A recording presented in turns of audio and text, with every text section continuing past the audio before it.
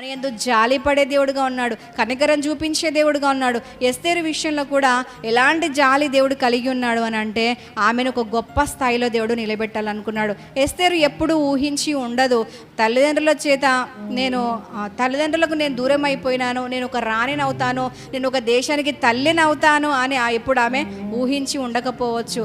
అయితే అలాంటి అన్య దేశంలో, వాళ్ళు చెరదీసుకొని పోబడిన దేశంలో దేవుని హత్తుకొని ఉన్నందుకు శ్రేష్టమైనవి, ఇష్టమైనవి, ప్రియమైనవి, కావాల్సినవి, తను కోరుకున్నవి దూరమైనప్పటికీ తనను దేవుడు చేరదీసి ఏం చేసినాడంటే అంతకంటే గొప్ప స్థాయిని ఆమెకు దయచేసినాడని ఎన్నో మార్లు మనం విన్నాం కదా. నిజంగా ఎస్తేరు నిలబడిన స్థాయి చాలా గొప్పది. ఒక అనాథగా ఉండవలసిన ఒక ఆడపిల్ల, అనాథగా ఎదుగుతున్నటువంటి ఒక యవనస్తురాలు దేవుని చేతిలోకి వెళ్ళిన తర్వాత దేవుడు చేరదీసి ఎలా చేసినాడంటే, ఒక దేశానికి ఒక తల్లిగా, దేశానికి ఒక ఆధారంగా, దేశానికి ఒక దీవెనగా, యూదా ప్రజలకు ఒక దిక్కుగా, ఒక క్షేమముగా, ఒక భద్రతగా ఆమెను దేవుడు అనుగ్రహించడం జరిగింది.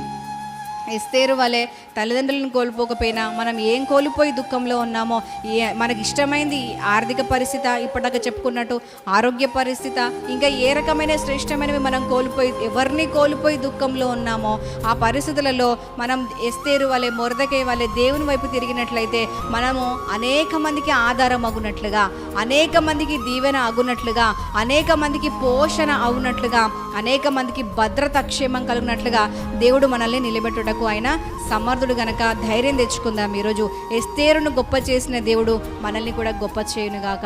ఎస్తేరును చేరదీసిన దేవుడు మనల్ని చేరదీయునుగాక. ఎస్తేరును హెచ్చించిన దేవుడు మనల్ని హెచ్చించునుగాక.